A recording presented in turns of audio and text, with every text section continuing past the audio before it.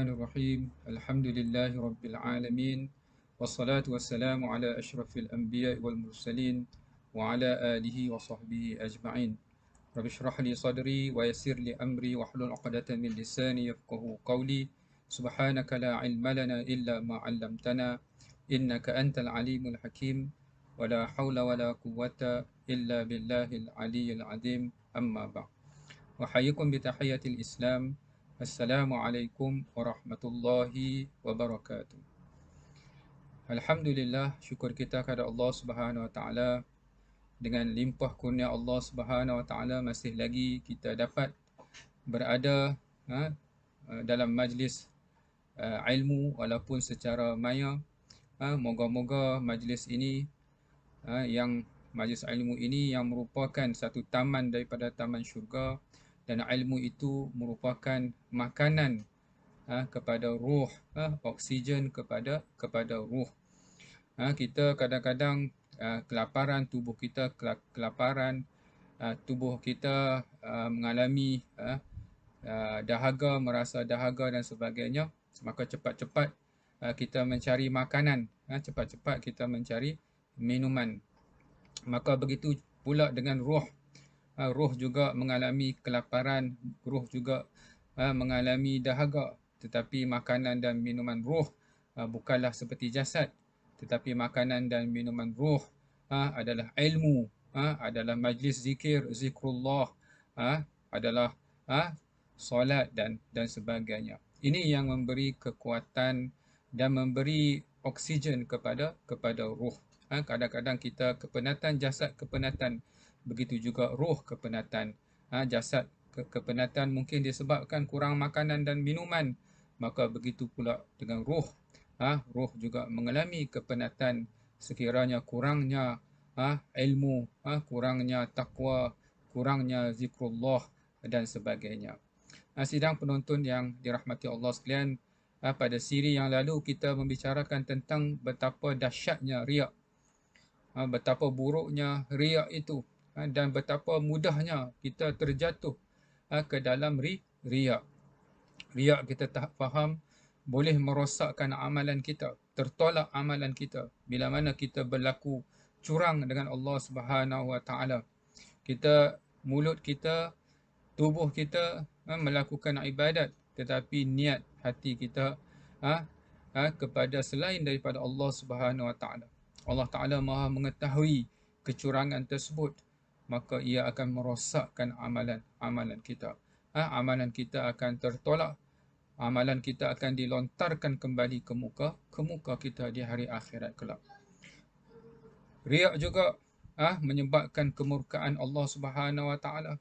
Pastinya kalau misalnya kita curang, seorang suami curang kepada isterinya, seorang isteri curang kepada suaminya, pastinya menyebabkan kemarahan pasangannya. Walaupun mungkin pasangannya tidak mengetahui, maka terselamatlah dia. Tetapi Allah Subhanahu Wa Taala yang Maha mengetahui apa yang di dalam hati manusia, yang tersembunyi dalam hati manusia, maka besarlah kemurkaan Allah Subhanahu Wa Taala. Dan riak ini termasuk perkara-perkara besar yang membinasakan diri manusia. Hidup kita jadi penat. Kita mencari pujian manusia. Masuk dalam media sosial, post sesuatu, ternanti-nanti, komen yang baik daripada orang, pujian yang baik daripada orang, betapa likes yang kita dapat. Akhirnya kita kepenatan. Dapat pula orang yang suka menghina, cyberbully, akhirnya kita tertekan dan stres. Hidup kita bergantung kepada rentak yang dimainkan oleh orang lain. Hidup kita kepenatan. Hidup kita bergantung kepada orang lain. Bahagia kita bergantung kepada orang lain. Keseronokan kita bergantung kepada orang lain. Itulah betapa merananya hidup dalam keadaan riak. Kita bertopeng, memakai topeng yang baik-baik semata-mata untuk menyukakan manusia. Tetapi akhirnya kita tahu, secara jujurnya kita tahu, kita sebenarnya menipu diri kita sendiri. Dari segi agamanya, tiada manfaat riak ini. dari segi dunianya juga tidak ada manfaatnya, terutamanya perkara-perkara yang yang boleh menyebabkan kesengsaraan kepada diri kita. Maka mengetahui hakikat ini seharusnya mendorong kita berusaha mengikisnya, buang sifat riak daripada hati kita hingga ke akar umbi, iaitu yang disarankan oleh Hujjatul Islam Al-Imam Al-Ghazali. Ada dua langkah bagaimana untuk kita merawat diri kita, menghilangkan daripada diri kita sifat riak. Yang pertama, kata Imam Ghazali, kita kena cabut akar umbinya. Maksudnya jangan merawat simptom saja, yang luaran saja, tetapi kita pergi jauh ke dalam melihat puncanya, akar umbinya, pangkalnya, di mana di situlah ia bercambah. Dan yang kedua, kita kena menolak serta-merta apa yang terlintas daripada penyakit riak. Lepas kita bersihkan hati kita, hilangkan kotoran-kotoran penyakit-penyakit riak ini, bila nak masuk semula, ada bisikan-bisikan semula, maka kita harus mencegahnya supaya ia tidak lagi berbekas di hati kita. Semuanya dengan izin Allah, semuanya dengan kekuatan yang diberikan oleh Allah Subhanahu Wa Taala. La haula wala quwwata illa billahi aliyil azim. Bagaimana untuk mencabut akarnya? Maka kata Imam Al-Ghazali, asal benih riak ialah mencintai pangkat dan kedudukan. Ini puncanya. Dia punya akar umbi dia, iaitu cinta kepada pangkat dan kedudukan. Jika diperhalusi lagi, maka terbahagi pula kepada 3 bahagian yang merupakan pendorong kepada riak.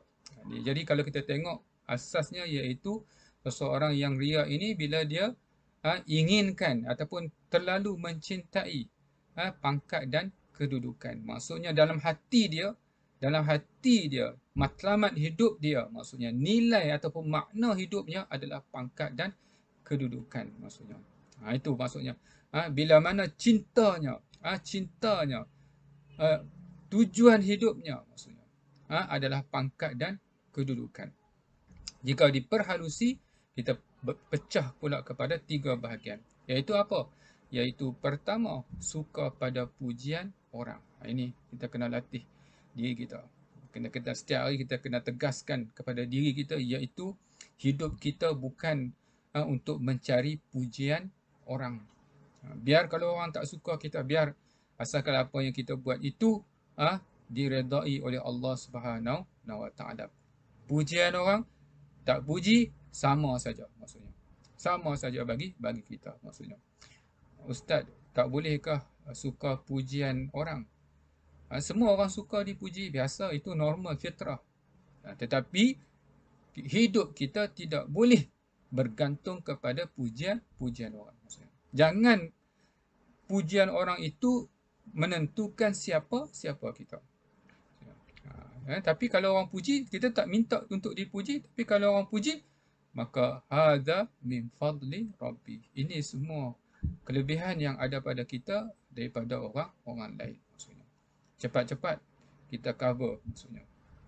Dia tak tahu ni, dia puji sebab dia tahu yang baik sahaja, maksudnya. Tetapi kalau dia tahu bahagian yang buruk daripada diri aku, pastinya bukannya pujian, maka cacian yang selayaknya aku terima, maksudnya.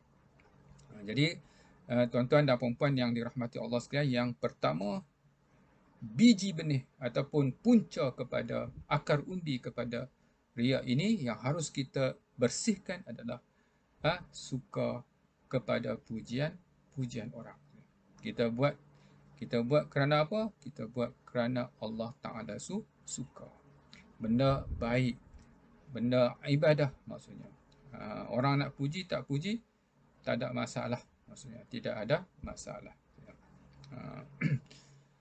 Yang kedua, ini yang kedua, menghindar dari pedihnya celaan manusia, rejection. Yang tadi kita mencari pujian, yang kedua kita nak lari daripada celaan manusia. Kenapa kita tidak buat sesuatu perkara itu? Kenapa kita buat perkara itu? Sebab kita nak lari daripada celaan manusia. Kalau tak solat apa kata ayah, apa kata isteri, apa kata suami. Maka kita solat. Maksudnya, supaya kita ini tidak dicela. Maksudnya, akhirnya solat kita kerana manusia. Maksudnya. Ini kita kena bersihkan daripada diri kita. Kita berbuat sesuatu bukan kerana nak lari daripada celaan, tetapi kerana ia adalah kewajipan. Solat adalah kewajipan. Berbuat baik adalah kewajipan. Berbuat baik adalah ibadah. Berbuat baik adalah ladang amal. Bukannya kerana pujian maksudnya. Tak puji pun tak apa. Kalau puji, maksudnya berterima kasih kepada Allah Subhanahu Wa Taala, itu bonus. Tetapi kita jangan ada sedikit pun rasa keinginan untuk manusia berterima kasih kepada kita. Walaupun ada sedikit, maka kita akan terluka. Selalu kita dengar, kita bukan minta apa-apa dia balas pun, cuma mulut tu ringan sikit. Ucaplah terima kasih tu pun payah kak. Maksudnya, kenapa cakap macam tu?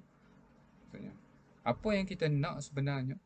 Kita nak terima kasih manusia, pujian manusia, ataupun kita nak keredaan Allah, ganjaran daripada Allah, perhatian daripada Allah. Maksudnya, manusia mungkin terlepas daripada menghargai. Kalau dia menghargai pun mungkin tidak memadai dengan apa yang kita lakukan. Kenapa penting sangat perhatian manusia? Lupakan saja perhatian manusia. Carilah perhatian Allah Subhanahu Wa Taala. Ingat, jika ada sedikit pun daripada dalam hati kita keinginan kepada pujian ataupun kebergantungan kepada manusia, terima kasih daripada manusia, maka bersedialah untuk merasai kepahitan, kesakitan dan kelukaan. Ini kita kena cabut daripada diri kita.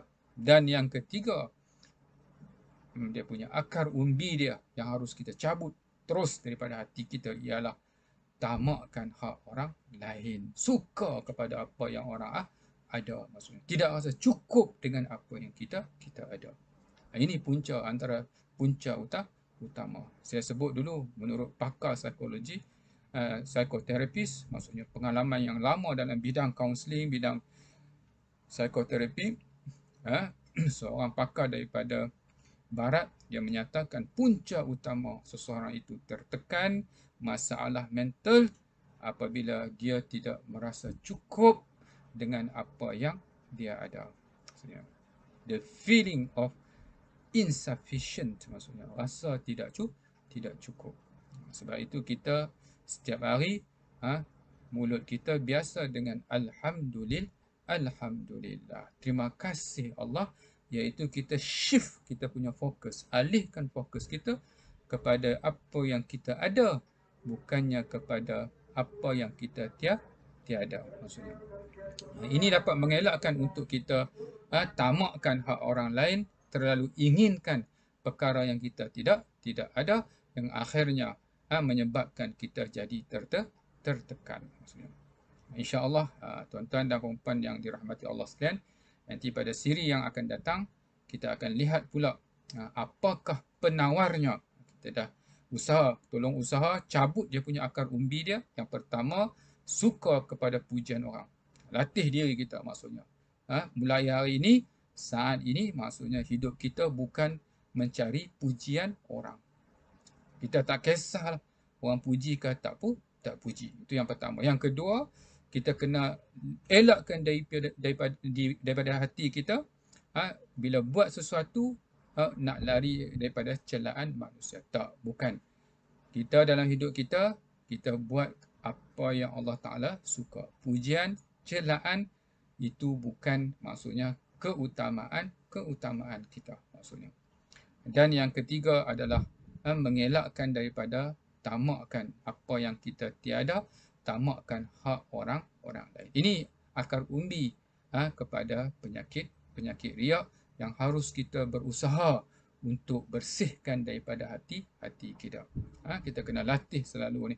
Bila ada timbul tiga perasaan ini, maka cepat-cepat kita istighfar, cepat-cepat kita bawa hati kita kembali kepada Allah Subhanahu Wa Taala.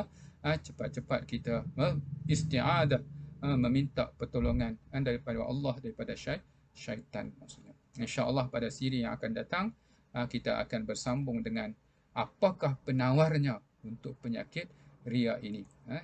InsyaAllah. Dengan yang demikian, saya sudahi kuliah saya dengan wabillahi taufiq wal hidayah.